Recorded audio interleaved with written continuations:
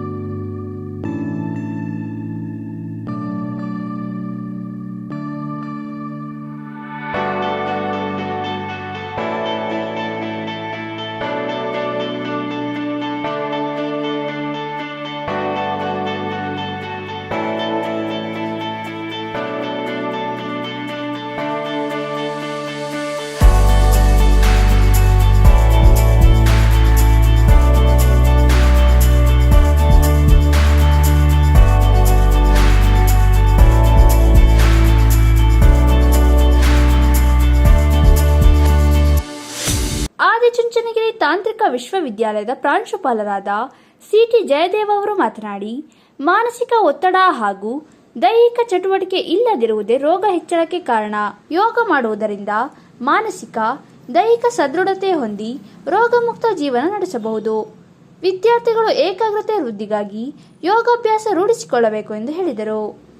ಈ ದಿನ ನಾವು ಆದಿಚುಂಚನಗಿರಿ ತಾಂತ್ರಿಕ ಮಹಾವಿದ್ಯಾಲಯದಲ್ಲಿ ವಿಶ್ವ ಯೋಗ ದಿನಾಚರಣೆಯನ್ನ ಆಚರಿಸ್ತಾ ಇದ್ದೇವೆ. ಭಾರತ ತನ್ನದೇ ಆದ ವಿಶಿಷ್ಟ ಪರಂಪರೆಯನ್ನು ಹೊಂದಿರತಕ್ಕಂಥ ದೇಶ. ಈ ದೇಶ ಬಹಳಷ್ಟು ಋಷಿಮುನಿಗಳು ಬಹಳಷ್ಟು ಕೊಡುಗೆಗಳನ್ನ ಕೊಟ್ಟಿದ್ದಾರೆ. ಭಾರತ ವಿಶ್ವಕ್ಕೆ ಬೇಕಾದಷ್ಟು ಕೊಡುಗೆಗಳನ್ನ ಕೊಟ್ಟಿರ್ತಕ್ಕಂಥ ಈ ಸಂದರ್ಭದಲ್ಲಿ ಇತ್ತೀಚೆಗೆ ಕೊಟ್ಟ ದೊಡ್ಡ ಕೊಡುಗೆ ಅಂದ್ರೆ ಯೋಗ. ಯೋಗ ಇದೇನು ನಮ್ಮ ದೇಶಕ್ಕೆ ಹೊಸದೇನಲ್ಲ. ಸಾವಿರಾರು ವರ್ಷಗಳಿಂದ ಭಾರತ ದೇಶದಲ್ಲಿ ಯೋಗವನ್ನ ಮಾಡಿಕೊಂಡೇ ಬಂದಿದ್ದಾರೆ. ಆದರೆ ಇತ್ತೀಚೆಗೆ ಜಗತ್ತಿನ 177ಕ್ಕೂ ಹೆಚ್ಚು ದೇಶಗಳು ಯೋಗ ದಿನಾಚರಣೆಯನ್ನ ಆಚರಿಸ್ತಾ ಇದ್ದಾವೆ. ಕಾರ್ಯಕ್ರಮದಲ್ಲಿ ಬೋಧಕ ಮತ್ತು ಬೋಧಕೇತರ ಸಿಬ್ಬಂದಿಗಳು, ವಿದ್ಯಾರ್ಥಿಗಳು ಉಪಸ್ಥಿತರಿದ್ದರು.